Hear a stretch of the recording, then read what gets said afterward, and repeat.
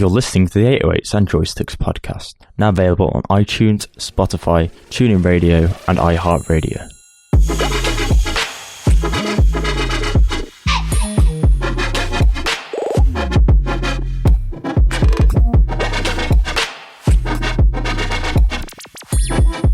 Welcome to episode 24 of 808s and Joysticks, the show that bridges the gap between games, music, season with pop culture. I'm Tyrell, and joining me today, as always, is Tom. Yeah, so once again, 2019 started, we covered last time, and there's been a lot more stuff that's happened in the last few weeks compared to last time.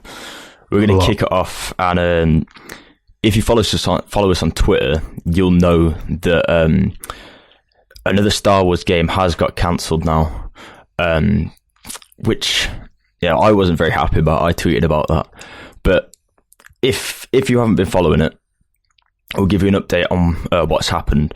So I think back in 2013, EA announced at E3 sort of a behind the scenes thing, saying they were working on a new Star Wars game, which was like a story driven Star Wars game, with Amy Hennig, one of the Uncharted lead sort of writers for Uncharted, was working on that. And that was going to be like a linear story-driven action game. Something similar to what we may have seen with Star Wars 1313, which was,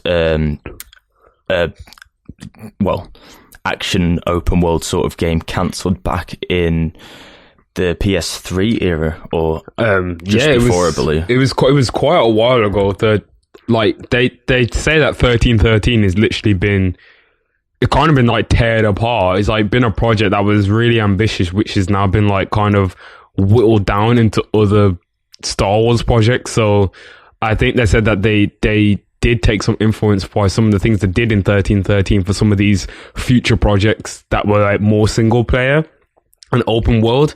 But obviously a lot of these games just keep getting cancelled now. So it seems like the idea of 1313 probably might just not be viable, maybe. Well, the reason, there's all a reason behind why this game has got cancelled, and it's still possibly on the back burner. But continuing on from being a linear game, the game was then put to the side, and Visceral Games, the company that was working on it, closed down, and Amy Hennig left the actual studio in her partnership with EA. That then moved on, and it was overhauled by EA's Vancouver studio, who changed the game into an open world Star Wars game. I think they were using a lot of the same assets and stuff like that, but they felt that it would feel better in an open world environment, so they continued to work on that. And now it's come out that that game has actually been cancelled now, and the reason for that is because people at the top of EA, I think some of the executives and people like that on the board, don't feel like it's viable enough to put this on the market.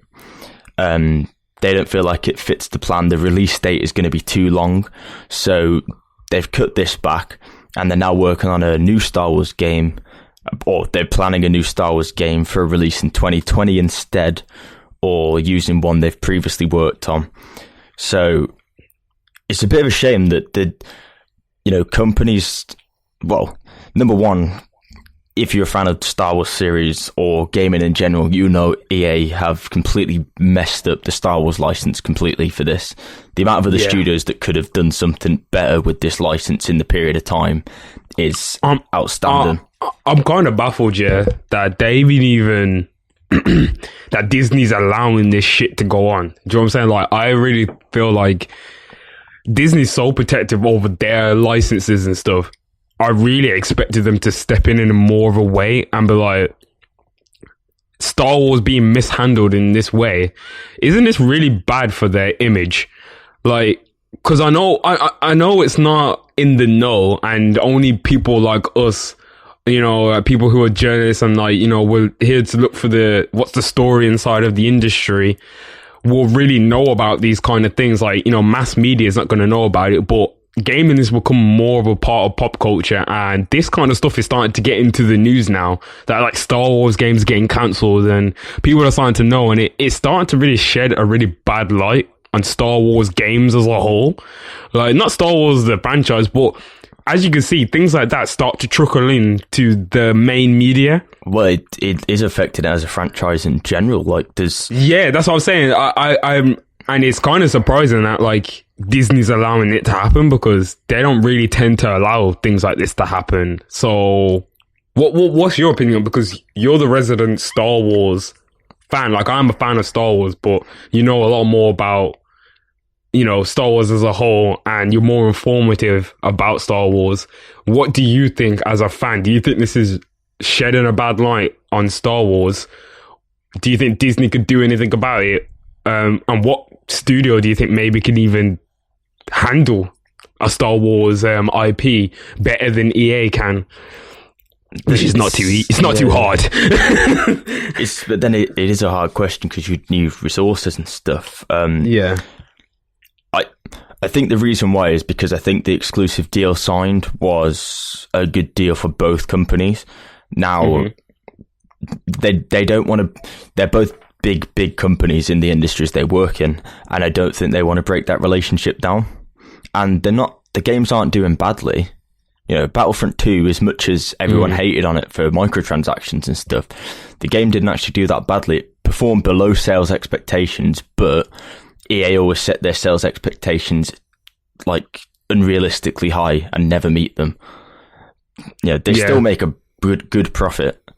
But that's the thing that starts to become a problem, though, because these investors and, you know, the head guys, they're upset with the amount of money that's coming in from these games. Yet EA is pushing all these microtransactions into the game. They're seeing their sales are beginning to dip below, a lot more below than they expected now. Like, you got to think that they've been getting, for example, they've been getting billions every year, and then like it goes to 900 million that year. Investors are going to start scrambling. They're going to try and force more microtransactions into games, which people are not buying anymore because they don't want to do the microtransactions. And it's just all just one big vicious circle where, like, everyone's losing out on money, like, it by the seams of it, like, because, yeah, Battlefront didn't do bad, but the investors wasn't happy with the amount of money it made. So it starts to thinking, well, when does it stop becoming about business and start becoming about actually making a good game? I don't know.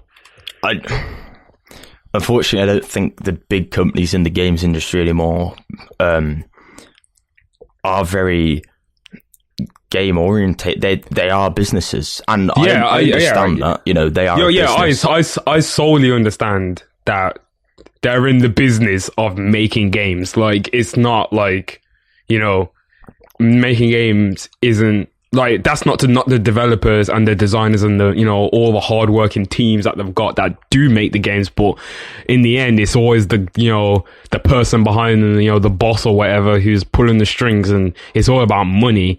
And you can see that's what's happened with the Star Wars franchise, especially particularly with the games. It's become a lot about money. Games getting announced, not coming out. It seems really weird for such a big IP to be handled this way. EA could have made a lot more money than they've already made if they've really focused on it. So I have no idea. They were going to make a Destiny type game. I know there was, but Anthem's come along now, so I don't think they should even... Then that's why they've cancelled it, I think, because I think the next Star Wars project was going to be something more akin to a Destiny, because they said that this game should be something about, they had a 10-year plan for the game or something. And I was like, oh, okay, here we go again with the 10-year plans. Like, how long is that going to last for? There's a big question over whether games have been designed with Star Wars in mind, and then due to the backlash of certain games, they've been changed to be fitting to a new IP or something like that. Because you've got to think, if Disney, you know, we don't know what's going on behind the scenes. If Disney are saying something that they don't want to work with them after this contract's ended, then they can't support a massive game like a Destiny style game or Anthem with a Star Wars theme, they wouldn't be able to support that after the contract's ended, which means their revenue's gone. Yeah, exactly. Which is why I'm also thinking that, I'm thinking they did have something big in the works, because I remember they kept talking about a Star Wars project that was super big, and they wanted it to be this thing that carries on forever, and you don't really have to, like, you're always going to be in the Star Wars universe. And it sounded really ambitious, and I think that's what, like, reading this article on Polygon, it states that the project was ambitious. Various open world planets working with different factions across the Star Wars universe. Yeah, that shit's never been done before. Like, I have no idea how they were going to get that to work. Like, No Man's Sky has just started to work now. Like, I don't really think they know how big that is. So now they're coming with a new game that may arrive in 2020 with a smaller scope. So I don't know what that means either. Like, that could mean anything. But well, this is what I was mentioned earlier. This game that they had, you know, it's not necessarily been cancelled. It's been put on the back burner, or they might pull ideas from it and it can be cancelled. They've not confirmed that as such. But the reason that the game isn't being worked on anymore is because the release date is too far in the future. Like, this game would have been scheduled for a 2022, 2023 release. That's like 4 or 5 years in the future that investors will be looking at when they get a return, and they can't wait that long. You know, they want the game coming out this year, Fallen Order, which is going to be coming out at the end of the year from Respawn. Sure. I think that's a little bit weird as well, that Fallen Order comes out for the holidays this year, but we've not seen a single thing from the game yet. So I do think that's a little bit weird. I feel like they are trying to force out a Star Wars game. I'm hoping it's not going to be rushed or look trash. I hope they actually worked on it. Respawn is an okay studio, to be honest. Like, their Titanfall 2 was a lot better once they didn't have EA's foot on their neck. Like Titanfall 1. So you've got to think about hype-wise.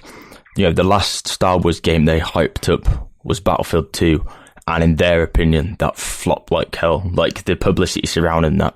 So you don't know what's going to be in this game. There could be microtransactions in Star Wars Jedi Fallen Order. There could be cosmetic items that you have to buy, or we don't know what is in the game. But I think it's better they don't say something now, and then, you know, they're working on it marketing wise. They obviously have a plan, or maybe the game just isn't ready. But we've seen some behind the scenes stuff, and to be honest, they've already got a lot of our assets for stuff like that in the Frostbite engine. You know, all their games use the same engine. I've noticed people talking about this before. You're making a game using an IP franchise of Star Wars, right? And every game that you make inside your company uses the same engine. So it should be relatively simple. You may have to change a few things, but it should be relatively simple to import all those assets from other games into this game. Mm-hmm. So things that you already have in Battlefront, you know, Stormtrooper, stuff like that, you should already have those ready to go for sort of this new game. And there shouldn't be a lot to work on. So realistically, at this point, you know, the development time for something like Fallen Order shouldn't be as big as it would have been for the first Star Wars game on the Frostbite engine. Well, which is probably why they can put out a game in 2020. Well, that's the problem, though. We want to think that, innit? We want to think that it's not going to be... We're not going to think that it's going to be a problem like that, but it probably will be end up something like, oh yeah, you know, the development took really long. But you're literally saying about how that it should be okay to import over the assets and stuff. We're just gonna have to see. Let's just see. Hopefully it goes well. I tried to be more optimistic about games now, like, because that's all we have. Like, we just to be optimistic about things, because you just never know. Hopefully they do well on the new game that's gonna drop this year by Respawn. I've got some high hopes for that. But moving on, there's something else that's coming out in April. And it ain't really hype or anything like that, yeah, but I just thought it was really interesting. I just want to talk about it real quick. But Power Rangers has a fighting game. I don't know why they decided to make a fighting game. Are you interested in this? Not really. I just thought it was funny. Like I looked at the trailer, and it's literally a mobile game that they've ported across to the consoles. I was just like, why have they done this? It's a literal mobile game. It looks horrible. Yeah, there's a Power Rangers game. Apparently, it's really simple controls. I'm thinking it's probably like. Apparently it's the depth of knowing when to strike, not how. So to me it sounds like a time-based kind of combo game, like where like it's literally like you wait until the person stops fighting you and you then put a punch in, and as soon as you get a punch in, that's it. You can probably like juggle them for the rest of the time. It sounds like it's very kid orientated. I don't expect a tournament scene to arise from this, but you know what? Stranger things have happened. Dive Kick had a tournament scene for a bit, and that was a game that literally consisted of doing dive kicks only. So I can see a tournament scene maybe coming out of this, but I just wanted to tell you, I feel like Power Rangers has got a real big. It got actually brought by Hasbro, so I think they're pumping a lot of money into the Power Ranger IP because I thought it wasn't that big, but I think it still is quite big by the looks of like Twitter and other social medias. People really dig Power Rangers still. So not so much in England, but definitely in America and Japan. Yeah, it's I mean, they released a Dino Charge game not too long ago on Steam. I've tried looking for it again, and it doesn't seem to be available in the UK. So whether it's just been removed from the store or not, I'm not sure. But it didn't look too bad. But yeah, I don't know, this game for me just looks, everyone can already see from the trailer, everyone that's commented on it just says it looks like a mobile game, doesn't really look like it's worth it. You know, they showed 3 characters in a fighting game, and it comes out in April. We'll have to see, but it's made by the same people that actually developed the mobile game, so it doesn't look promising from anyone's point of view, really. Mm-hmm. And there's quite a lot of sort of negative news this week in the game industry. This is a thing that, you know, has been going on for ages now. And you flagged this up, that Microsoft has now removed the Carlton dance and the floss dance from Forza Horizon 4. Now, these were obviously prominent in Fortnite, and I can't remember what his name is, but Alfonso Ribeiro, who played Carlton in The Fresh Prince, was actually suing Fortnite for the use of his dance, as well as the Backpack Kid for the floss dance. So both of them have been suing Fortnite. Obviously this is forced, well, not forced, but Microsoft have decided to pull it from their games as well. I think Microsoft were just like, you know, we've seen the lawsuits, we're probably going to lose. I'm not going to bother. Like, I'm just going to take it out of the game. So I think a lot of developers and stuff have started to think now about emotes and stuff, and yeah, it's kind of crazy because I just really don't know. There's such a gray area, and obviously we can't really talk on it that much because we're not entertainers and we don't know much about entertainment law. But the little bit that I do know about it is copyrighting a dance is hard to do. But if you copyrighting a dance move, you can't do. Yeah. Copyrighting a choreographed routine, you can do. Yeah, so it is a little bit weird because especially when you have a dance that you never expected to become big, and you know, obviously you're not making any money off it, but these companies are selling the dance and making money off it, then I understand why people are suing. And like I guess like, it's like, it's fine. Like, people can sue because it's their prerogative. Obviously, it's just going to be the lawyers, battling it out, innit? Like, for who gets what. But then there's also been people throwing out that, Alfonso Ribeiro didn't create the dance from the Fresh Prince, and the Bag Kid, like, he can't, like, his dance isn't really a dance, it's just arm movements. And people are saying like the Millie Rock's been out for ages, like, and stuff like that. But the trouble is it's whoever made it popular in the modern culture. Yeah, and, exactly. Well, the fact that the dance is named Carlton and the dance is named The Floss, and if those people come up with those names, you could trademark that. Yeah, exactly. And it was called the Millie Rock dance in Fortnite. They renamed it to the Swipe It. The man's name's literally 2 Millie. Like, it is his dance, isn't it? Like, he created the Millie Rock.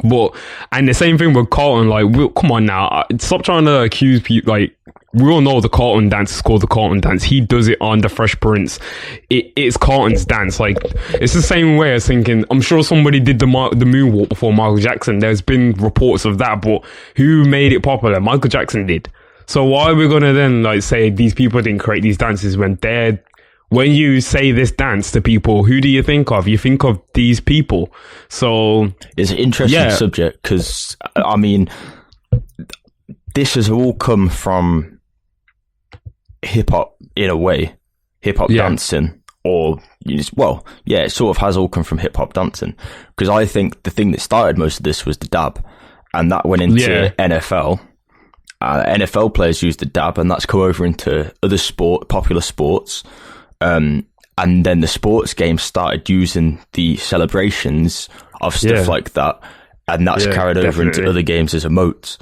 But, so I mean, and the I don't even know who came up with the dab, but the Migos popularized it. But they haven't sued or anything because I think the Migos, they truly didn't come up with the dab, so that's why they haven't bothered to go after any lawsuits. And I feel like they probably just thought, whatever, it's better press for me to have that dab, like, because the Migos still makes money, whereas Colton and 2 Millie and like the Floss Kid, like, they're only known for doing those things. Like, now, like, that is their fame and money. So for them to not be making money off a thing that is their sole money maker, is a little bit, it starts to take it out of them. Whereas Amigos do music still, and they're still current and they're still relevant. They're probably thinking, oh, this makes us way more money having the dab in FIFA rather than suing FIFA. Do you know what I'm saying? Well, that's the trouble is you can get away with it in stuff like sports franchises, because if someone like Pogba, for example, popularized the dab, then you can't bring that back to someone else, because technically it's sort of like his thing in that area. But yeah, exactly. It's his thing in the sports area. Like, someone could counteract it while Pogba does it in this kind of like situation. Like, it starts getting really, really sticky and hard to try and like kind of like maneuver throughout the law, because obviously it's as I say, copyright law is really weird. There's so many things that need to be fixed in order for like people to get like things, there's mad things that are wrong with like fair use and people abusing the system on like YouTube and other websites and stuff. And yeah, it is a weird thing, especially in games. Like, games is like one of the biggest grey areas in entertainment where like a lot of shit goes like it just goes like, people tend to just do things and not really get like any repercussions, not get sued, just get things taken down. That's it. There's rarely a lawsuit involved when it comes to games, unless it's a big one. Well, the trouble is it's a very new media form. We've only seen in the last 5-10 years everything come to light with YouTube and fair use and stuff like SoundCloud. Obviously things being involved like in games, are mods a copyright of the game or not? Like, it gets really like you said, like a grey area, and the copyright law, not that I know a lot of it, but it needs to be updated in a way where, you know, these people from these industries sit down and hash it out and say, like, okay, this is what we think is fair use. What do you think is fair use? Come to an agreement and set it as like a thing. Then it's set in stone. That is what it is. And then you have a thing to say, okay, well, I've used your content in fair use in a game. You can't argue with that because it's abiding to the law then. Whereas at the moment, it's technically not a law, so it has to go to a court of law to then be ruled upon by other people. Which it just gets really confusing. Yeah, and it does. Just for a dance in a game, just an emote, like it. I know. I mean, as much as like we've hated on Fortnite in the past, you know, it's done a lot for the industry because it's popularized gaming so much. You know, other people in other industries, like Netflix, have recently noted that it actually competes with Fortnite more than other things, which we'll talk about later. If I say we're gonna get into that because I found that really interesting. I had no idea. Like, Netflix is a behemoth of a company. It's probably one of the biggest media entities right now, and it's scared that Fortnite is gonna like cause problems for them rather than HBO or Hulu or Disney or Apple or anyone else. They're afraid of Fortnite more than anything. And I just found that really weird because I think games get belittled so much by everyone, yeah, but now everyone's starting to see the power of video games, and I love it because especially when adults can't figure it out properly as well. Like, because they just don't get it sometimes. And I think it's really funny because this is only things that young people understand, like, and they get, and we know how to traverse the internet in such a better way, like, as well. And like, I'm talking about younger, but obviously we're young adults. We're not even like teenagers or kids. Like, kids are even way more advanced sometimes when it comes to things like, it baffles me. But to see Netflix scared, yeah, we're definitely going to get into that because... Well, we speak about it now because we're already on the subject. We can mix it up or do something different. Let's talk about Netflix. We actually do have another lawsuit as well to talk about. Like, I'll gloss over it really quickly because, you know, we always run out of time here. But yeah, Bethesda won the lawsuit against Westworld. Westworld mobile game is shut down. Just wanted to say that because it's not really that important to talk about. But Bethesda took their first win in ages. Well, again, it goes on to what we've just been speaking about, fair use and stuff like that, and like the copyright law really needs to be worked out there because, in my opinion, the game wasn't like it took inspiration from it, but it wasn't a copy. Like, they didn't take that game and plant it down. Like, I don't know. I think we discussed this before, and we was just kind of just like, it's just another, like, one of those cave games. Like, there's so many of those clones all on the marketplace. Like, I don't really understand. But I think the problem was because it was from the development team that worked on the game. So I felt like they were like, oh, okay, they've definitely taken like industry secrets or whatever. I don't know. You know what Bethesda's like sometimes. Yeah. Did you ever play Tiny Tower Bethesda because you copied that game? Exactly. Yeah, I'll get Tiny Tower to sue you. But yeah, let's actually switch it up. Let's talk about Netflix then. Yeah, so I have a really interesting point about this because you were saying that like our generation's not as young as the younger generation that can traverse the internet in wild ways that we weren't able to do at their age. But I read something interesting online the other day about, I think it was an article on Eurogamer, and it was talking about the woman's son and him asking her about what's an iPod, and it's like, no, we're the only generation that's gone from having like dial-up internet, you know, the first massive computers dial-up internet, to a phone that was literally just like, it was a phone and you could play Snake on it, and then it advanced. And now, like, a phone isn't a phone. A phone is a smartphone. You can do everything on your smartphone. Whereas like when we were going to school, you'd carry your iPod, you'd have a phone, you'd have like a calculator. You couldn't do everything like that on your phone. You had to carry like all these different things with you. And now you can just literally pull out your phone and say, okay, yeah, I want to go on the internet, I'll play some music. You know, you can't Bluetooth a song to someone because they have the song and you have to go and find them and say, oh, can you send me that song, please? You don't have to go on 2G to try and look at the internet and not be able to get on well, you wouldn't be able to get on the internet anyway. You know, you can text each other and contact each other for free over the internet using data.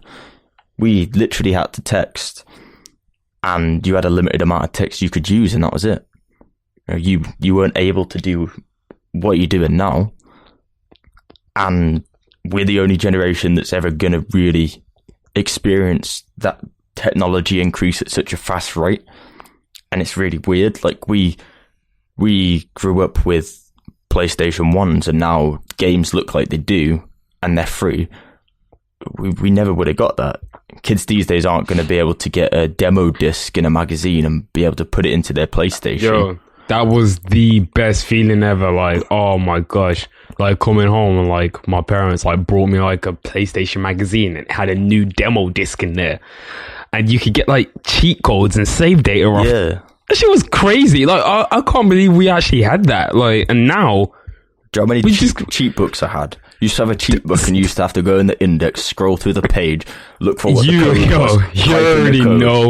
You already know what was going down, especially if you had GTA San Andreas. Oh my gosh. Like, I had so many cheat books. If you didn't have the cheat book, you couldn't go on the internet and do it. Yeah, you had to either go on the,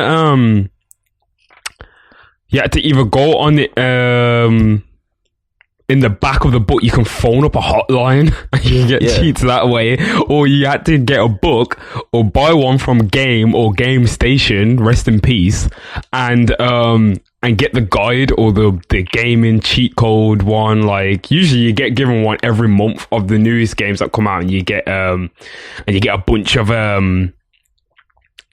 of cheat codes for the latest games and some new ones that have been found over the month, because like, if you find a new cheat code, you could actually send them in, which is really cool as well.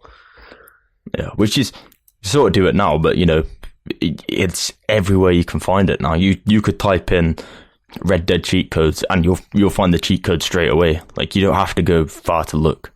Whereas then, if you didn't have it, you had to wait until it came to you, unless you were lucky enough to be able to use the internet, which, you know, at that point, if you're a younger listener and you're trying to work out what we're on about, you couldn't use the internet if the phone was in use half the time. So you had to ask permission to cut the phone line off for like 30 minutes while you dragged a cable through your house, maybe plug it into the computer, and then waited for it to dial up, get on the internet, and then try and find the website that it was on.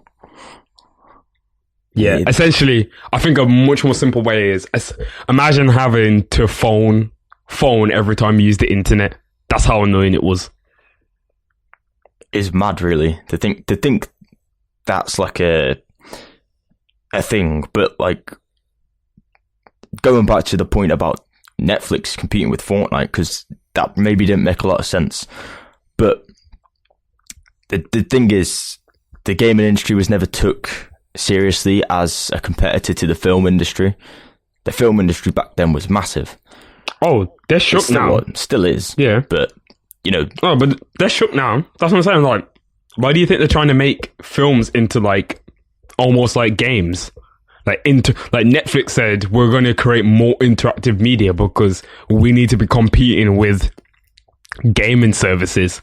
And that's our biggest. They said that they don't give it. They literally said in their earnings report that they're not focusing on Disney, and they said they're not focusing on Hulu, and they're not focusing on Warner Media, because all these companies, they're just doing the same thing. Basically, they're saying like you man are like little fish to us. Like, you're not anything to us. Like, we don't care. Like, you're not really gonna, like, Netflix has got bigger than ever. Like, this is just a quote, yeah, from the end of the world. When YouTube went down globally for a few minutes in October, their viewings and signups spiked at that time. Now, bearing in mind, YouTube went down for about 30 minutes. Like, in October, I remember when it went down because everyone was pissed. But imagine... Bear in mind, YouTube is very sketchy at the moment with what it's doing with its creators. Yeah. It still pulls in those viewing figures. Yeah. Oh, yeah. Of course, it's going to pull in view. Like, look how much videos I have on the site. Like, the views on YouTube is going to be insane, and also it's free. Technically, if you've got internet access, it's free. Netflix is still a subscription fee, but they said that it spiked at that time because people were done with YouTube and were like, oh, well, what can we watch then? Oh, let's sign up to Netflix because that's working at the moment. It's all about having a consistent service. Because it's free for 30 days. Exactly. So and then you get it free. Exactly. And then they went on proceeded to say that Hulu is small compared to YouTube for viewing time, and that they're successful in the US but non-existent in Canada, which creates a comparison point. Our penetration in the two countries is pretty similar, so no one can really break into Canada, but they're successful in the US.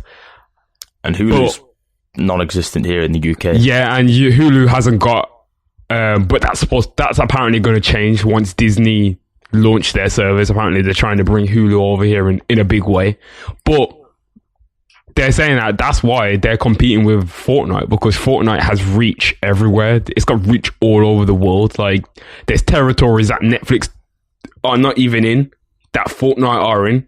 So it comes to think that, yeah, it does make sense why they're competing with this massive gaming giant, which is always there, and you can play and you can watch Twitch and you can watch other people play them. And yeah, it's taken time away from Netflix because people are becoming more interested in playing games now. Hence the whole, we're going to make Bandersnatch and we're going to make the Minecraft story mode film game interactive thing that they brought out as well. Like, it makes a lot of sense.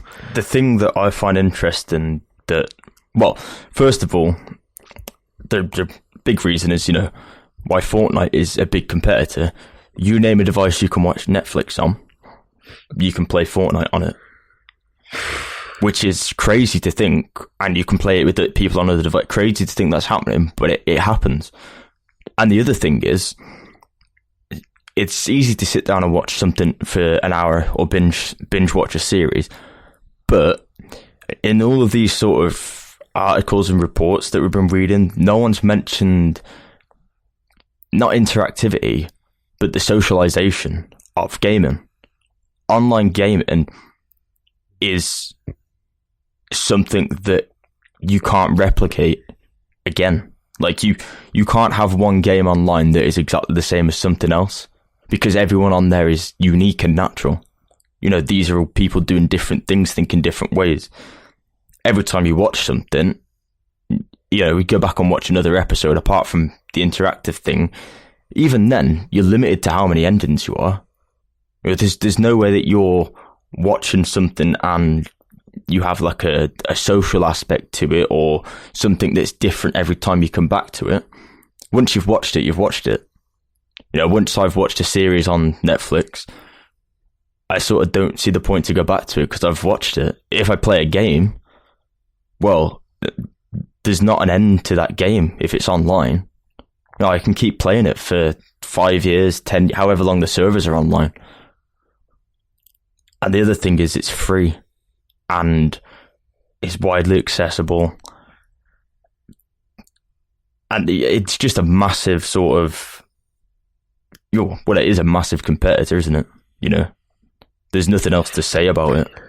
Yeah, exactly. There is nothing else to say about it other than, what I'm saying is, these media companies are scared of the video games companies. So it's going to be a very interesting year to see what they're going to do in order to try and counteract. That's what I'm saying. You gotta start watching the moves of these kind of companies, because you'll start to see them slightly invest in gaming companies, or slightly invest in things that are defamatory towards the gaming industry. You never know. Just it happens. It's business, isn't it, at the end of the day? And you know, sometimes you gotta fight dirty, you know, and people get away with it. Like, you're talking about that, and there's something we haven't put down, but there's a game that came out this week that we spoke about before, from Amazon Studios, which obviously Amazon have their own streaming platform. Amazon also have their game studios now, and they released the Grand Tour game, which I've seen people streaming, and it is basically an interactive TV series. It's a very weird concept. Wait, is that what it is? I thought it was a driving game. It is a driving game, but you watch the episode, and then when it gets into the bits where you drive. Well, I typed in Grand Tour game and... Weird concept. Yeah, everyone's a little bit like, we're not sure about this game, because like people are saying like stuff like, it's an episodic game. Yeah, it comes out every week with the series, and then you watch the episode and play the bits where they drive around. And then it just continues where it comes off after that bit. Everyone said that like it's good to play if you want to have a laugh, which is interesting. I think it's probably the first thing of its type, like, and not something like an interactive movie like Bandersnatch, or you know, the old DVD games used to get back in the day, like Wallace and Gromit, the Were Rabbit game. Mm-hmm. You know, shout outs to that. But it's an actual game inside a TV series, which has interactivity, and it's updated weekly along with the series. And it's a way that you don't need a subscription to watch the series. So you don't need a subscription to the streaming service to watch the series. You just pay for the game. It's only like $15, I think. But you pay for the game, and then you do the series. It also has multiplayer and stuff, but the TV concept is very, very weird concept, and it's definitely something to look out for in the future. I think you can actually watch the episode through the game as well, through the menu, without playing the stuff. First 13 weekly installments of the Grand Tour game is playable. Mm-hmm. So it's going to be 13 weekly installments. Have you had a chance to play the first episode of season 3? It's a bad game. It has an everyone just keeps saying how it has an interesting like vision on like what a game could be like, but they're saying it's just poorly executed. It is poorly executed from what I've seen, but it's an interesting concept. I don't know why they would put that out as their first game though, man. That's a bad foot to like. Not a bad foot to start on, to be honest, but like a weird foot to start on. Let's say that. It's a weird foot to start on. Well, it's we spoke about this before though, because they were doing some stuff with the Twitch gaming. Oh yeah, remember those like other free cryptic games that they were coming out with, and they was talking about how they're gonna have like basically our idea that we came up with social, like to do with Twitch and things, and then they just made the whole game around it. And yeah, with Twitch interactions and something to do with like if you're streaming the game, you get achievements and stuff like that. Yeah, and have you heard that they're actually looking at starting a new streaming service as well, like a actual game streaming service? You know, we've seen a lot of these things this week, which we again haven't really discussed, but Microsoft are working on the Netflix of games, the new streaming service, and Amazon are also working on that. And Amazon are doing a thing where their game streaming service. I thought Xbox already had their thing though. Was it Beam or something like that? I can't remember what it's called. No. Not like Twitch. Oh, you mean like kind of like game streaming service? Oh, okay. Amazon are looking to cut out the hardware completely. Amazon are just looking to cut out any hardware, and you don't have to have a powerful PC. You could have a laptop and stream any game that you want in 4K from their servers. Didn't Google already manage to achieve that? I swear Google's done it already with their new little streaming service that they've done. And people were playing Assassin's Creed and said it was good. And they were streaming it through the web browser as well. Yeah, there's people working on stuff like that. And the Assassin's Creed one was one of that. But the Google game streaming. Yeah, it tested its streaming service with Assassin's Creed Odyssey. On one. That Nvidia had one that time, but it just didn't work as well. Like it worked okay, but it just didn't work as well. But the current trends, like we're saying, then if you could pay Netflix prices are going up anyway. So if you could pay $9.99 a month for a variety of TV shows, or $9.99 a month for endless amounts of games and interactive episodic TV series, at this point, if Amazon continue with that, what's going to be the better alternative there for someone that is only going to be paying for one service? It's interesting, and it's merging what we know as an industry that's solely games and solely like film and TV into one thing. And Netflix have either got to look at getting into the gaming or making a partnership with someone maybe, or trying to push their way. Like, you know, it could go either way here. It's very.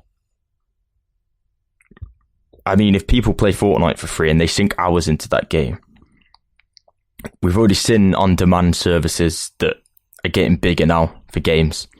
Mm-hmm.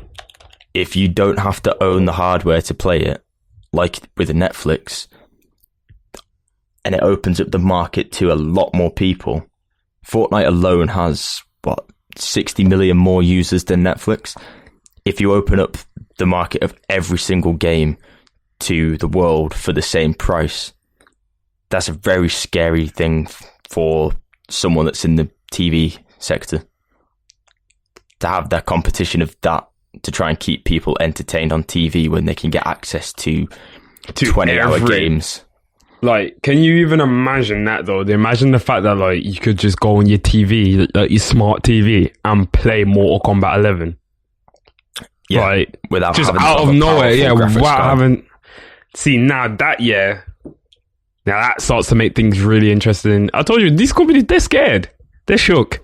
They're very shook. They don't want this to happen because they know that, you know, there's only so much you can do with some of these gimmicks and films. And I think the game industry need to move a little bit better and just be like, okay, we can come out with these quality games and stuff that can rival films. And games have been, I think when it hit PS2, I think that's when, like, people knew that, oh, okay, the technology is going to be able to get to a point one day where we're going to make games that are going to look close to films, and we're getting there more and more. Like, the photorealism is insane. Like, there's CGI being done with, you know, certain techniques and stuff they wouldn't learn if they didn't have game development.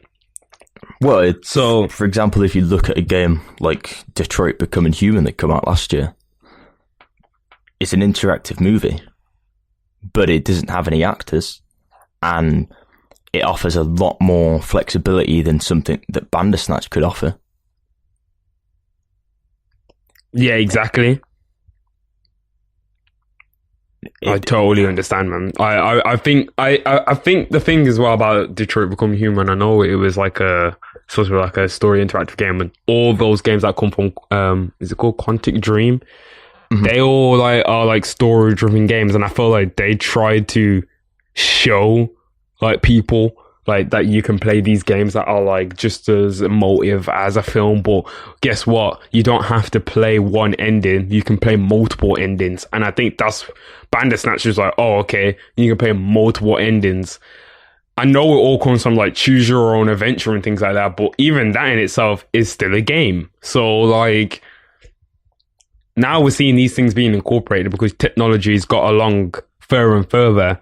But Bandersnatch took quite a while to develop as a whole, and it wasn't really that all complex in my opinion. Like it was it was okay, but it wasn't like super complex where it's got like, you know, some of these games that we play has got hundreds, or like, you know, a lot of outcomes like can happen at the end of the game, especially open world games where you could become, the game doesn't even end. You can just end up becoming something that you never knew you was going to become at the beginning of the game, and that is your end right there. You've chose that as your end, and you can become a new character again.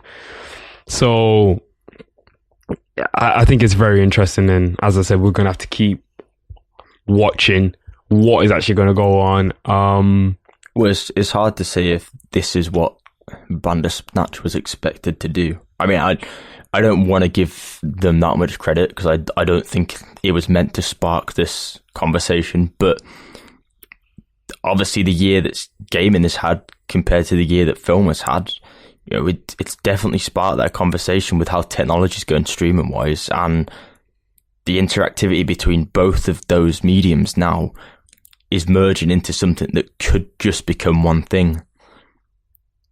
It's a scary prospect for both sides in a way, but more so on the television and film side, because, you know, if gaming can recreate something that is just an interactive story with no actors and endless possibilities, then who's to say that that's not going to be what we're doing in 5 years' time? Who's to say instead of Netflix, we're just going to be playing through story games all the time? You know, you could even be as simple as just setting it up like Bandersnatch, but on your phone, and just being able to do that. PlayStation have done it with was it the PS Link? We've not even spoke about that. There's there's Planet of the Apes games, and you know, the PlayLink, you just sort of make decisions with people while you sat in the room to progress through the story. Until Dawn was a great Until Dawn game.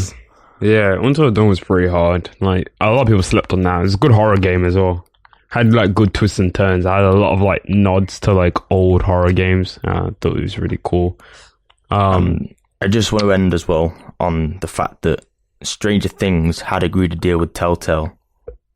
You know, Netflix had agreed a deal to do an episodic game series with Telltale, so they knew, and they know, that the competition's there, and that's something, you know, we'll look to see if something like that comes. Now Telltale aren't there, you know, who's going to take that on from Netflix? But they're making Stranger Things games. They're trying to get into the games area with that IP. It's only a matter of time before next thing you know, Netflix like announces their game studio. We'll see. I mean, they've got enough money. Yeah, they do. They do have a lot of money. So it just all depends. I'm glad that at the moment they're investing a lot in anime. There's so much anime on Netflix. If you need to watch a new anime, just go on Netflix. There's tons of anime on there right now. So that's a really, really cool thing that they're doing. But yeah, just that was all huge big spiel on Netflix. That at least that like that takes a large portion of like our films and TV section, to be honest. But we've still got a couple more things just to knock off in games. We've got a couple of things that we'll just jump over. Jump Force has got a beta at the moment. The times are a bit weird, so go and search the Jump Force open beta and see around your local area what time they're running the tests. If you follow Bandai Namco on Twitter, they give updates. Follow Bandai Namco on Twitter, and also Resident Evil 2 has the remake has a one-shot demo that is on there until the 29th of January, I believe. So if you want to play that, I heard it's really good. You only get one chance to play it, unless you secretly use other logins, which isn't illegal, and you can totally do. Just sign into another account or a guest, and you can play the demo again. But it is, once you play the demo, you can't play again on your actual account. So just bear that in mind. And I think it does tell you in the title it is a one-shot demo. So that is also it. But Also, before that, just a little extra quick thing as well. Mortal Kombat 11 got revealed, but I think we'll go over that next week because we have some big news, which is Activision and Bungie parted ways. Now, we're not going to go into full detail here because we don't really care for Destiny, and we all knew that, you know, the writing was a little bit on the wall anyway, but I just thought that me and Tom would, you know, have a little bit of a discussion about this because it kind of it didn't really come out of nowhere, but you know, Destiny is still kind of, it's been brewing. It's kind of still there as a game, but like I will read. Should I read the statement out, or should we just skim through it and just take our little parts? I mean, we can tell you if you want to read the statement. It's on Bungie's website. Yeah, it's on Bungie's website, and they just talked about how they just said thanks to Activision. We're excited to announce plans for Activision to transfer publishing rights for Destiny to Bungie, and Bungie's going to be self-publishing Destiny now, and I think by the looks of it, Bungie has a really long-term goal in mind for Destiny. So I feel like that's what they said in 2010. That's what 10-year plan. Yeah, this is the OG 10-year plan was from Bungie. Like, they were supposed to create this massive game. Like, Destiny 1 was supposed to be the only Destiny, and it was supposed to have expansion packs. Yeah. I know if you listen to this and you didn't know this information, you're probably thinking, well, what the hell? Like, what are you even on about? Because they've had so many, like, different iterations of the game, and it's nothing like World of Warcraft where you get an expansion pack and then, like, you can buy the base game with all the expansions and it counts as one thing. Nah. Destiny has a second game with multiple expansion packs, and I feel like they're probably not even going to continue with Destiny 2. There's probably going to be a Destiny 3 with the new consoles, and no, they definitely won't continue with Destiny 2 because they definitely, this possibly riddled still with problems. Activision. Yeah, riddled with problems, still done through Activision. I am excited to see what Bungie do, but if I was Bungie, pack it in. If I was them, and just try and do something different, because I personally don't like Destiny. I don't think it's a good game. I don't know what Tom thinks. I don't think he likes it. What's your thoughts on Destiny? I've never really played it, to be honest. It seemed too much of a grind for me. But yeah, when the game was presented to us, it was presented to us in a terrible way. It had a bunch of grindy stuff in there, riddled with problems. The game was technically just another Halo. I just thought to myself, I'm not playing this. I've not got time to invest in this. Plus all these expansion packs. I'm sorry, but I'm not one of them people who like to buy all these expansions. Like, I just don't have the extra finance for that, because it's just, I've got other things to pay for. So I just don't get it. Like, I'm not buying 3 expansion packs that all cost £20 each on top of my base game. Like, what the hell is that about? Like, I get bullshit, man. If people like this game, like, there's a big community for it, and obviously, it's probably nice to be able to play it in a social environment, because it relies a lot on grinding for stuff, or possibly, being in groups to try and go on missions together. Yeah, I can see that. Yeah. They'll definitely do something with a Destiny 3, but they may actually stick to their word this time and just keep improving on an existing game, because I think this was their original plan. I think they announced it. They said this is what they want to do. They build up this fan base. Again, Bungie had a fan base, but they've got to build up this fan base with an IP, and they didn't have the money to publish it themselves. Activision comes along, does that. We know from Activision taking over Blizzard, Activision have more say in a lot of things than people are led on to believe. Yeah. Which, I mean, they're now seeing the consequences of that, because their stocks are plummeting every week. They just seem to be doing something to tear down the reputation of their company. And if they want to do that, then that's up to them. But, you know, Bungie have said, right, we don't want to be in this anymore, we want to get out. They have a loyal fan base now. They're going to get the IP rights, hopefully, to publish their own product. And at that point, you know, their plan's sort of in place then. They have established themselves as a big studio. They've established themselves as a studio with a very profitable IP. And they can then self-publish their titles and have creative freedom over what they want to do with it, which they probably didn't have under a publisher as much. So, you know, I think they knew going into it that things may have to be changed, but they were optimistic. And now, you know, they've got the money to be able to do what they want. And we may even see, you know, Destiny go in a different direction, a direction that the fans want. You may see a lot more fan feedback being put into the game, which for the gaming in general is always a good thing.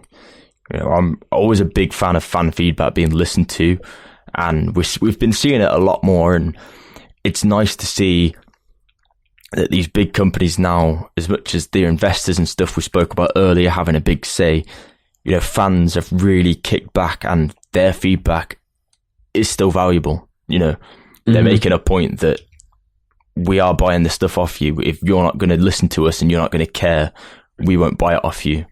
You know, we're not just sat here and going to get anything that comes to us. Yeah, exactly. If you're selling a game for $60 or £60, and then you're selling expansion packs on the side of it, or, you know, you have to grind to get to a certain level in that game and you have to buy currency in game to do that, so you're buying a $60 game, yet you can only progress in it if you spend another $60. People aren't going to be doing that for much longer. You know, that period's passed now. We've had that period, and the loot box laws have come in, and these people are seeing that they can't do that anymore. You know, people aren't as dumb as they think. It's not a cash cow business. You can't just milk players for what you think that they're going to pay. Fortnite obviously is making $2 billion in the year, but, you know, Fortnite's also a free game. You don't have to pay for anything up front. You get the game up front. It's then your choice to purchase stuff. If you purchase the game, I'm not an advocate of being able to purchase stuff inside a game that you've purchased. I think if you purchase a game, then you shouldn't have to purchase anything inside the game to progress. Expansion packs and DLC, I'm fine with. Okay, I understand the developers work on that and people need to get paid, you know. I'm fine with that. You're expanding on the game, but don't release a half-assed game and then tell you that you have to buy this item to progress in the game, or, oh, buy this part of the game because this is how you get an ending in the game, or something like that. We've seen enough of that now, and people have caught on. And I think it's a good thing that a lot of big players in the game industry and big companies are fighting back against that. We've seen it with Kojima, we've seen it with Bungie, we've seen it with Final Fantasy maybe a little bit. You know, a lot of these people aren't just going to sit there and say, we'll do whatever you want us to do. And that's good. Because there's still people that care about not releasing stuff that is broken and just going to grab money for no reason. Obviously, there's still games like Fallout 76 and Metal Gear Survive, but, I mean... Yeah, you know, they're in the past. That's the thing, now. like, that's what I'm saying, like, those are past games, and, you know, that was last year and whatever, but damn, like, it is what it is, man. It is what it is. Let's keep the momentum rolling. And what we're gonna do about this films and TV section? Are we gonna, because we haven't got a long time left to really discuss all these things. There's one thing that I'd want to discuss, which is a movie. I've seen two movies this week. I want to talk about Bohemian Rhapsody next week. If you haven't seen that film, watch it. It's one of my films of 2018. But Glass come out this week. I've watched that. I don't think you've watched it yet, have you? No, I haven't watched Glass yet, but give me kind of your spoilerless review of how you felt about it. I went in with high hopes, and it was okay,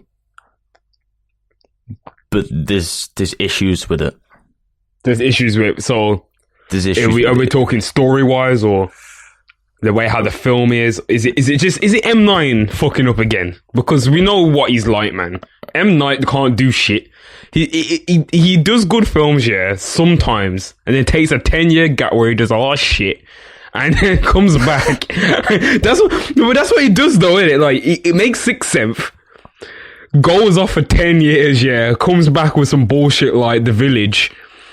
Yo, he nearly went bankrupt, made that The Visit, and then actually made money off that to make... I know, I can't believe he actually made money off The Village. The Village is terrible. He nearly went bankrupt off The Sixth Sense and made The Village and made money back. No, he nearly went bankrupt off Signs. Was it Signs that he got bankrupt off?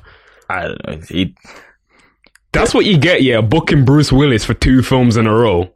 What kind of money did M9 think he had? Oh, Bruce Willis did well in Glass, you know, I'll give him that. Oh, it's Bruce. No. I mean, talking in terms of Sixth Sense and Signs, because I think Bruce is in both. I think anyway. He was also in Unbreakable as well. So maybe 3 films in a row. Jesus Christ!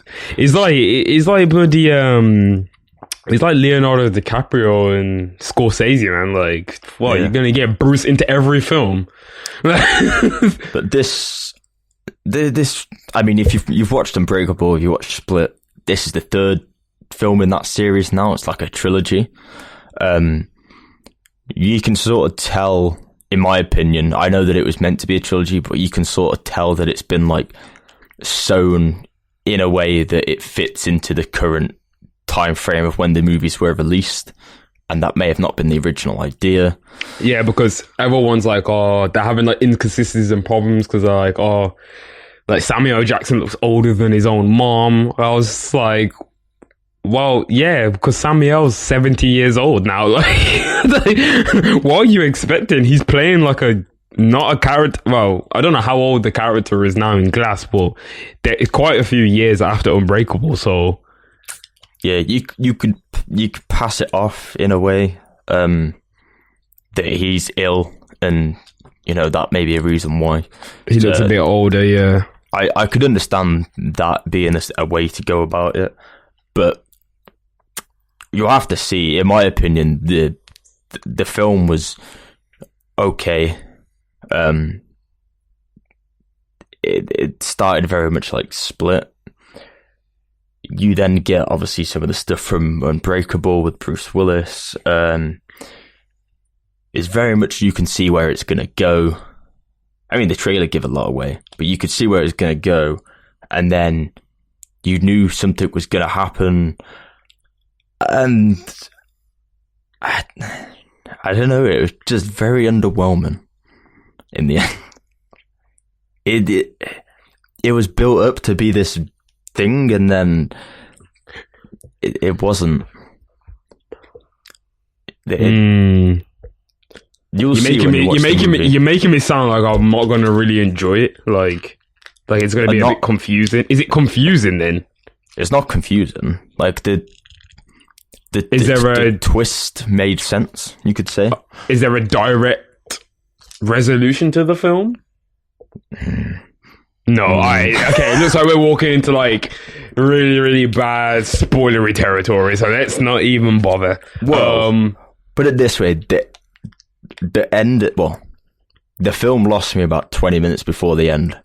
And yeah, but to be honest though, that was kind of a little bit like Split. Don't you think everything just started going crazy at the end of the Split though, when he turned into like the Beast, and like, oh, if you think shit gets crazy at the end of Split, just wait. Oh fuck, just wait.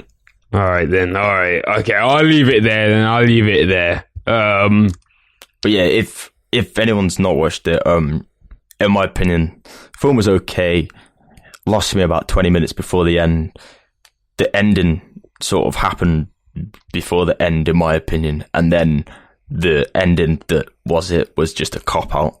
Like, I'm not going to say anything else, but you'll understand when you watch it, and it's very much, you could tell the script has been written and tried to be woven into the modern age rather than when the film come out, and that was probably never the original plan.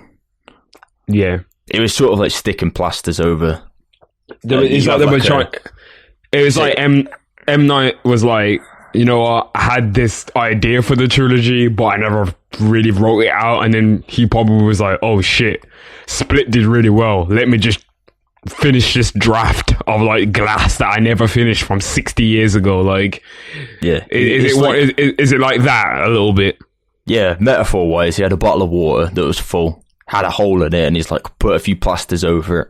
Split, you know, it's like maybe 75% full, and then he's got a few more holes, put a few more plasters over it, and now it's like lost a bit more water, and it sounds like I'm in for an average viewing. I think the film will do well, and I see potential for that universe expanding more. That might be Night's like way of getting back into that kind of like that world, because he's not really been a part of prominent Hollywood for a while now. So that is the way that he's going to get back into that world. Yeah, everyone's trying to do these universes, man. Everyone loves the little cinematic universes. There's a new trilogy or a sequel coming of some sort. Okay, I fully believe that he's invested his own money into it. He's definitely got money back from it, and he's definitely working on something else to do with that universe or trilogy now. Okay, that's really cool then. Do you want to talk about anything, because we've still got a bit of time left, not too much though. Do you want to jump into music? Yeah, most of the stuff we've got left over we can discuss next week. It's mainly just new announcements of stuff that won't be coming out anytime soon, and stuff that we've watched and can give impressions on that we may have, you know, stuff, for example, Titans, who just go on Netflix. We probably will have a full review of that in some sort, or more in-depth review by next week. Yeah, I'm trying, by the time like we record the next show, I'm going to try and watch Titans a little bit more. Let it settle with me a bit more, because it was first of all, it was right, but we'll get into it a lot more in the next show, because we need to move on swiftly to the music section. Interesting music section. Yeah, music section. I feel like, you know, in some of the earlier shows and that, like with the music section, we really didn't know what to really like say other than the music we're listening to. So like now, like, we know how to, you know, information source a lot better. Well, source information a lot better and stuff like that. And a lot of stuff happens in the music industry. I'm going to run down some positives at first, though. Bunch of new releases. Just little ones that I know of. The Wizard. Well, Future Hendrix presents The Wizard. That's a brand new album. Just that little album that come out this week. Yeah, just a little small release. James Blake, Assume Form. Brilliant project. Very good album. Oh my god, I can't stop listening to it. There's a song, I think it's like track 3. Wow. Everyone go listen to that album. Toro's got a new album out. Carry on. Would you say? The single that just came out with Travis. Yes, I think, no, that one's the one just before that song. That one called Mile High. That one. Yeah, and then the one is just with Metro Boomin on track 3. Yeah, Metro Boomin, and I think it's a guy that you put me on to. His name called like Moses Sumney or something like that. I swear you put him in the playlist a couple times. Possibly. Yeah, but he's on the track as well. It's really good. The whole album is amazing. Andre 3000's verse. Yes, it's all what I like to hear, you know. So Toro also had an album come out recently called Outer Peace. It's very good. Toro's a little bit more alternative indie pop, so if you listen, if you want to get something a bit more new, check that album out. Knockout Smith. It's very electric pop, sort of. It's funk inspired, you could say. Something that I was listening to earlier and just sort of jamming out to. It's a nice album to just sort of sit and listen to. Whereas James Blake is a bit more. It's way more sadder. That's so sad. Yeah, a bit more softer, and then Future is like. You're going out, you're getting turned. Like, yeah. Knockout Smith's got an album out called 2019. He's Odd Future, former Odd Future affiliate, should I say, part of the illegal Civ skate team. He's made his own lane, and his music is pretty okay. So it's hype music. I really enjoyed the album, but I like music like this though. Like, I just like bobbing my head to it. I think it's cool. I can do some work to this. It's pretty fire. Connected by Wi-Fi's Funeral and Rob Banks is out. It's a collaborative project. And a big release as well. Ariana Grande releases her new single called 7 Rings. I think it's okay. Like, I don't mind it. It's like a little trap song. I think it's cool. I ain't hating on it. People just hate on it, but I thought it was okay. And I wasn't a big fan of it. It's just all right. Like, I feel like for the people who are saying it's the best song in the world, no. Yeah, and for the people, check yourself. Yeah, and for the people who are saying that, like, she's like the queen of rap and stuff, like, come on now, let's just check yourself. Yeah, I know. And then like. For the people that are saying she's stealing flows and stuff. Yeah, and then you got the people who are just like, oh, this is super trash. Like, I can't really say it's super trash. There's a lot more trash out there than this. Like, so I can't really say that. And then Lost in the Fire by The Weeknd, Gafelstein, was released as well. I don't know if we got round to talking about that last time, but that's pretty cool. I think it came out the day after we released last time, or the day we released when we recorded. Yeah, that's a pretty good song. I like that song. I've heard a few people saying they don't like it, but I'm quite a fan of The Weeknd. Do you know what? I feel like people, and I don't necessarily think that this song is representative of his actual project. I think this is something between him and Gafelstein. So I don't think this is, because when I look at what record label it's underneath, it says it's underneath Gafelstein. So I'm thinking maybe that this is his single, not the Weeknd single. So this isn't representative of the new album, which I'm excited about, because I didn't really want to hear like electro kind of pop R&B again, because we've heard that kind of for like nearly 2 albums now. So like, I think this is like a solid attempt at that sort of genre. No, yeah, it is. I really understand. I think he does well in it. It's not my favorite type of Weeknd music, but I appreciate it. But I'm excited for him to also go in another direction now, because I think that people are starting to get tired of that sound now. That's why people are starting to not enjoy these kind of songs anymore. Well, if you've been following, on Instagram, he's got some stuff set up for the new album, and a lot of the visuals look very dark. Yeah, and it is very reminiscent of the early days. I think people are trying to say that potentially, because he said he would only ever do a Kissland 2 sequel. So people are trying to potentially say that this is Kissland 2. He went to Asia recently, where Kissland was like set, like the story was set in Japan, kind of that kind of aesthetic. So like, people are saying that potentially it could be a Kissland 2 or House of Balloons 2, or one of those kind of projects. Something that's spiritually in the same vein of those kind of projects musically, which is really interesting. And that is it for our new releases. Obviously, we have our weekly playlist that comes out every week, Spotify, Apple Music. We have our collection playlist, which has all of the playlists in there. We have our New Year's playlist, which is 100 of our best songs of the year.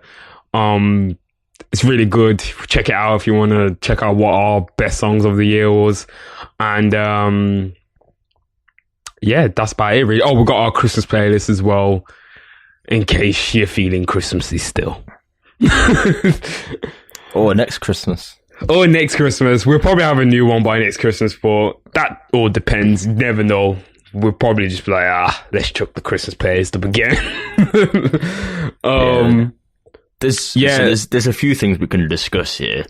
I think the important one, there's two important ones. I think the important one we should speak about is King Soldier, or Soldier Boy, whatever you want to call him. He goes by many names. He goes by King Draco, Big Draco, 100 shooters in Atlanta Draco. He goes by many names, but we call him Soldier Boy. Tell him no. To be honest, I've not actually watched this because I couldn't be bothered to watch it. But he did make a sort of comeback last year. To be fair to him, not gonna lie, this there's not been a day I haven't seen Soldier Boy on my timeline, which is very different to 2 years ago. He's found his niche. He has. He's found how to be so annoying on social media that he just appears everywhere. He knows when to start beef. Yeah, exactly. And you know what I think about Soldier Boy? Yeah, he really did, everything did originate from him, though. He was the original joke rapper. He was the original meme guy. He was the original troll. He accepted the fact that he's forever a dance. Do you know what I mean? He is forever a dance move. He is Soldier Boy. You are the Soldier Boy. Do you know what I'm saying? How do you get how do you get above that? Do you know what I'm saying? There's only a few people who know how to play that, and that's, as much as I don't like him, 6ix9ine, 50 Cent, Kanye West. There's some of the only people I can think of who really know how to maneuver around this kind of meme culture and actually profit off it, which is quite interesting in my opinion. I don't know if you agree with me, but I think those three people also do that pretty well, in my opinion. Yeah, they do it well. There's some people that still profit off the meme. A lot of the younger artists are very aware of what's going on. But yeah, I think to gain that sort of market, maybe Post Malone a little bit back in the day, he profited off that, and now I don't think you'll see him back there anymore. But he was very involved with a lot of the YouTube stuff back in the day. Well, yeah, I think kind of Post Malone's best thing was actually kind of linking up with H3, because I think that did help him in a lot of ways, because it got him to a different audience. I think it showed that he wasn't just I was going to say more mature, but I mean, if you've watched him, that's probably not the case. But he showed that he was quite a genuine person, and people that probably wouldn't have took him seriously before, because he's this white guy with dreads doing this sort of rap music, you could say, or hip hop music, and he's got gold teeth and a tattoo here and there. A lot of these people would be like, well, I mean, what are you trying to pull off here?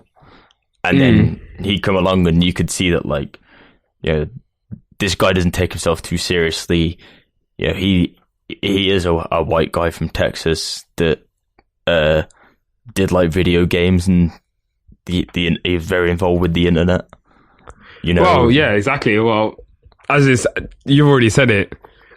So that kind of stuff did help a lot. That's what I'm saying. Linking up with H3 and stuff like that, that did help. And to be honest, I ain't got nothing but love for Soldier Boy, in my opinion. It's just Soldier Boy at the end of the day. He's not gonna do any of these things. Just let him be what he's gonna be in it. He's gonna be Soldier Boy. He's forever gonna be like this. I don't think Soldier Boy's ever gonna be yo, I'm gonna tone it down. I can't even hate. Soldier Boy we've been speaking about Soldier Boy since we met each other, and that's kind of a lot of relevancy, for us to still be taking the piss out of Soldier Boy. Soldier Boy could be the most talked about artist that we spoke about. Yeah, okay. I know it's a bit. I know we take the piss on here, yeah, but we do talk about Soulja Boy quite a lot in our private conversations, like off air. Most of the time, only for like humor purposes as well, because it was just like, oh, you listen to King Soldier 8, and everyone's like, no, who's gonna listen to that? But like, he still puts out some good songs here and there. No, I'm not gonna lie. Yeah, he does. Like some songs are good. Like there's some sick songs on some of the King Soldiers, and also I think he's a little bit like Lil B in the sense of where like Lil B has a project where Lil B will put out a bunch of songs, and there'll be like 5 really good songs on there, and the rest would just be just some bass freestyle shit that like he just feels like putting out because he's Lil B, the bass god. Like he can do that. But that's the thing though, Soulja Boy isn't Lil B, he's Soulja Boy. So Soulja Boy suffers from well, I don't think there's a name for it, but like it's over releasing stuff. Just sort of anything that's made is just sort of like here it is, it's out in the masses. Have this. It's like he releases an album every year, 2 albums every year, half the time. I think the amount of time we've known each other has gone from King Soldier 2 or 3 to King Soldier 10. Well, remember, until King the album. Like, there's a King Soldier album now. Like, we never even thought that he would still be releasing this mixtape series, let alone be one of the most talked about people of 2019, and we've just started the year. So, it's a little bit weird, but it's whatever, man. Like, if we get to brag on, fucking Soulja Boy for like a few shows, like for the next like year, I don't give a shit. Like, I'll do that. I think it's pretty funny. Like, I mean, I'd happily take Soulja Boy as a guest. I respect him, and I'd love to speak to him about his career in the industry in general. Oh, Big Draco, if you're out there and you're listening to us, yeah, we want you on the show just to discuss what's going on at the moment. Teach us how to maneuver in the game console selling market. We want to also make a console. Please. Nah, I think you may have just ruined the proposal. I was going out on a whim there. You know, I was serious, but okay. To be fair to him, like, I respect the guy. He is a living meme. But he just signed it. Is there.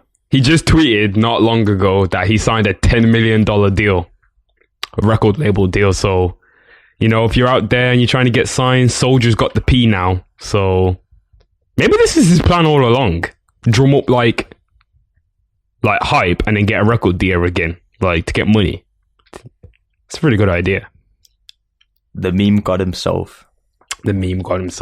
But yes, that was our light-hearted section. Maybe we should have started with the bad side first, and then went with the light. Yeah, probably shouldn't have laughed about that.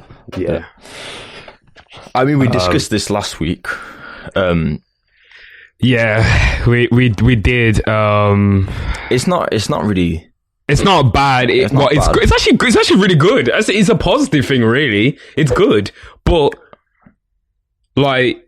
But then I had a little rant below in the notes, as you can see. Yeah, Tom then started to vent to himself within our notes about what's going on because, I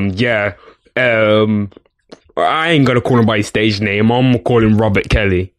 Has been dropped by Sony, which is RCA. But some information's come out that it's just because, you know, they're still getting streaming money from his albums, so that's problematic. Plus, they still have access to his full discography, which is also disgusting. They should just not bother anymore. I'm seeing other artists removing their R. Kelly collaborations. Trying to think when's Jay-Z gonna remove his whole collaboration album with R. Kelly, because I know they're not on good terms anymore. Like, they didn't even have a tour because R. Kelly said he wanted separate rooms. He didn't want nobody to look him in his eye. So that's when Jay-Z and R. Kelly's relationship fell apart, which is when the Best of Both Worlds album came out. I think this is some really whack behavior by Sony. Sony's better than this. I know Sony music ain't the same side as Sony games, but as I said, people see Sony and that's all they see. Do you know what I'm saying? Like, they don't see the difference. They just see Sony the brand. Like, it doesn't reflect very well. For me, like it's the name's obviously there, Sony. You think a big brand, but it's not about the brand or anything like that. For me, when I was reading this, the thing that disgusted me and made me go off on like this rant in the notes that have gone is the fact that, you know, this has been going on for I don't know how many years. People in the industry knew about it, right? It's come to fruition in the news over the last few weeks, and only now, when it's died down a little bit more, have they dropped him from their label. And we all know that the bump in the music the bump in his music in the last few weeks because of the hype has been impressive for, you know, sales numbers or streaming numbers, you could say. And the fact that they kept him on during that time is a bit disgusting, that they've made money off that. Now, whether they make the money off that, don't give it to him and give it to charity, no, in my opinion, I feel like that's what should happen. That's the best thing to do. Put it somewhere for the victims. You know, all that money that was made, put it somewhere. And, you know, if it goes to court, that money is there for them to have, not necessarily closure, but, you know, live a more comfortable life, because their names might be out there. You know, there's still people that are always going to try and look that stuff up and, you know, might recognize these people. And then the fact that they still have access to his discography. Again, like, there's no reason to still have access to that unless you're going to lock that away and not allow people to stream it.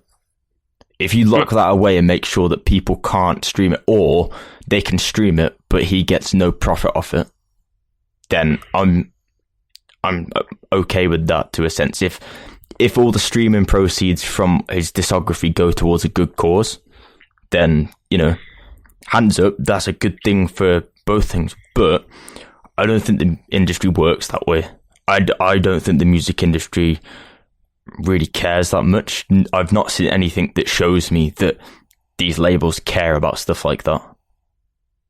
You know, this stuff's happened before. It happened with Kesha, with the producer stuff that was going on there. I don't know the full details, but you know, this isn't an unheard of thing in the music industry. And I think it shows that even the scale of this case and everything that's going on, like, the people are still there to make money off it, and they will.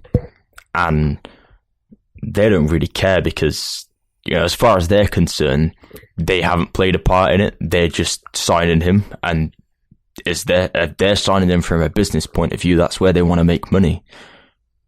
And yeah, okay, that's business. But let's read it back. That's not how it should work at this point with something like this.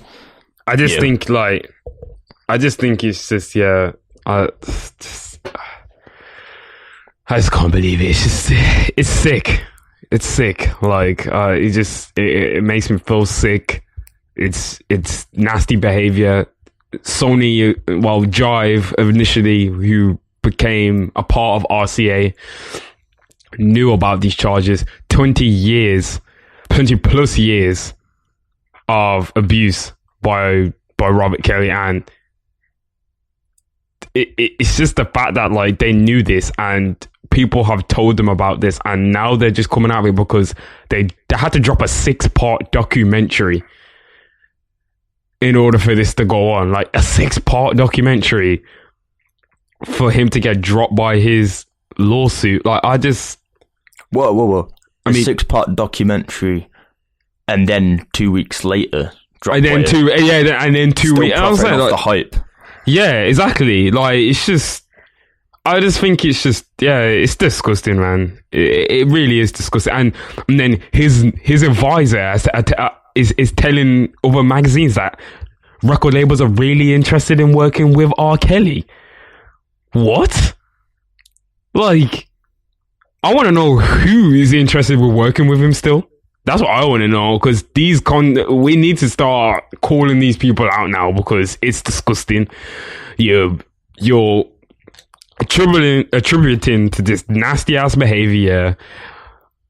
All these people are thinking, oh, we're just making money here. No, think about it, if it's your daughter or your mom or your sister or your niece or anything. Like, you don't think about these kind of positions that R. Kelly can put your child in or sister in or something, and it's disgusting that, like, a label such as so big as RCA allowed this to go on for so long, and then other labels are telling his advisor, who could be lying, because anyone who's an advisor to R. Kelly, what a job to take. Do you know what I'm saying? Like, saying that several record labels are very interested. He told Rolling Stones that. So apparently, he said that they're not in position of dealing with this kind of stuff that has come about with R. Kelly. He has no issue with RCA. I think he's outgrown RCA. He's ready for a next level of life anyway. Yeah, Death Row. That's his next level of life. That's what I don't really know why has no one been arrested. I don't understand. He can't be doing this by himself, by the way. He has to have people helping him out, like friends. This guy, like, you know what I'm saying? Like, I don't know. Like, it just why? What do you mean he's ready for a next level of life? What does that mean, Tom? What does the next level of life mean? I don't know how it works, but like you said, if people, you can't do that alone. Like, people know that his hotel room is somewhere. Exactly. His management team, and they know stuff like. The music industry is known, and it's not. Yeah, I mean, this is Robert Kelly doing the stuff, but it's not just him. Like, there's other people that we could not know about that are doing this stuff, and the fact that the industry is willing to make music off stuff like not to make music, sorry, to make money off stuff like this. The thing is as well, that they make enough money of artists that are signed that don't do stuff like this.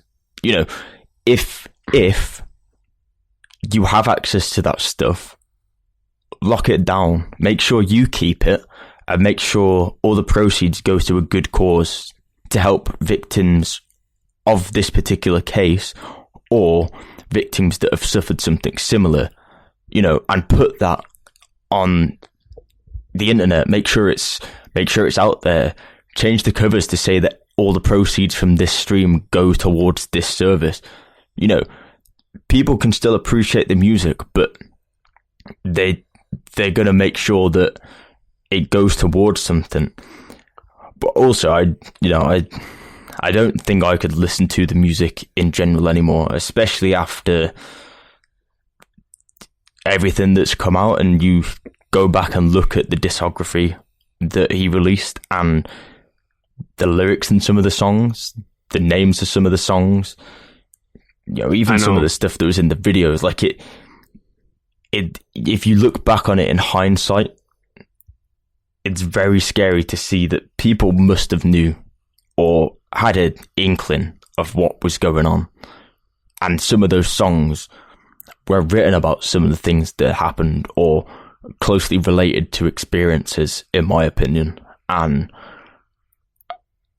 I just, you know, if people are going to listen to that, then the money should go towards a good cause and not a record label or the artist in question.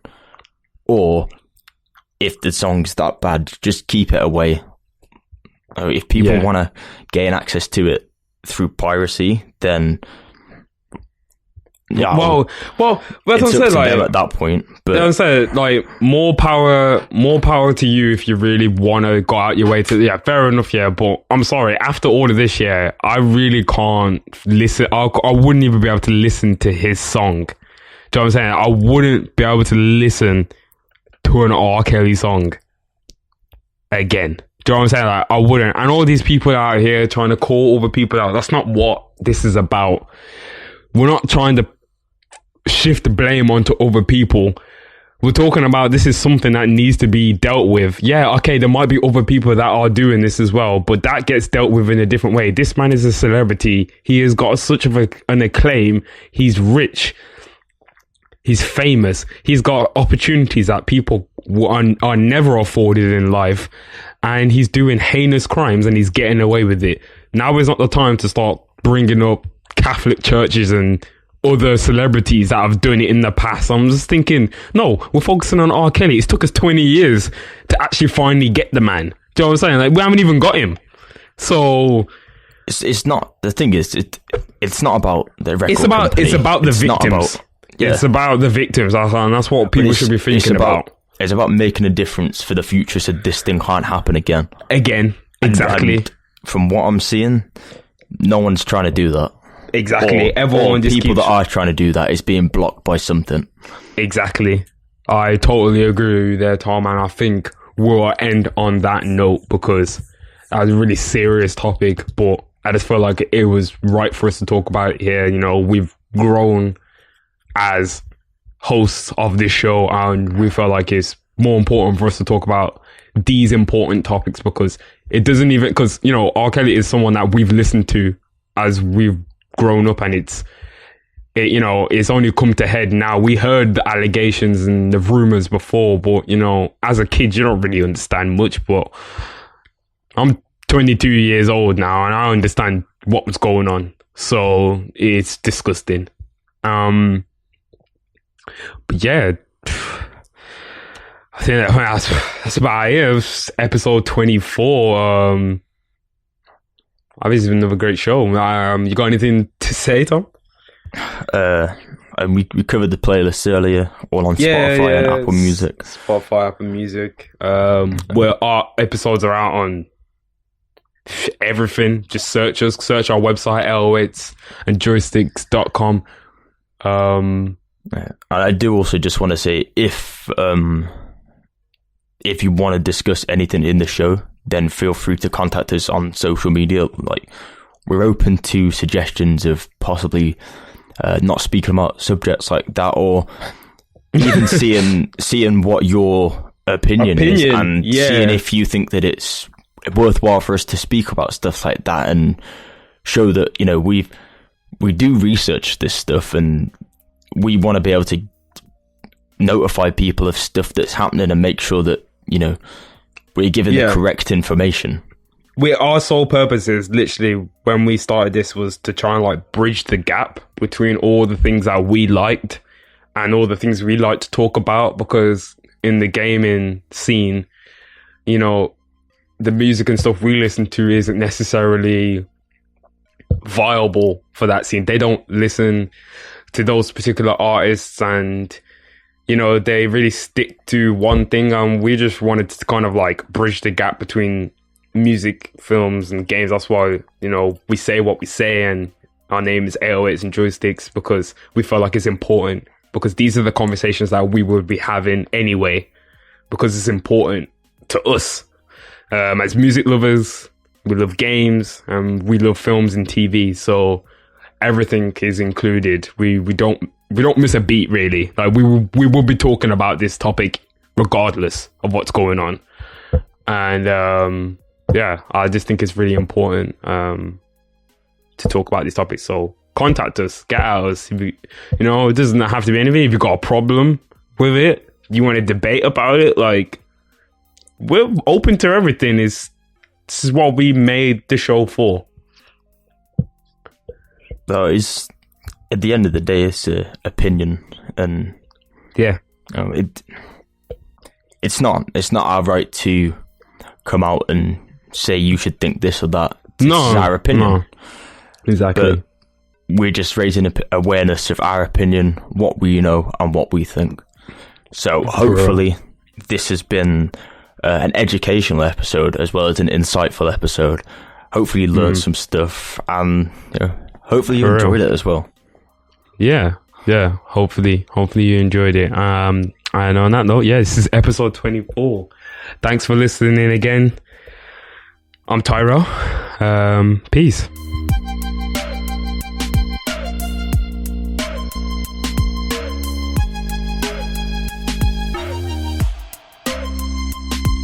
If you liked any of the music in today's show, then please check the credits in the description to see what songs we used.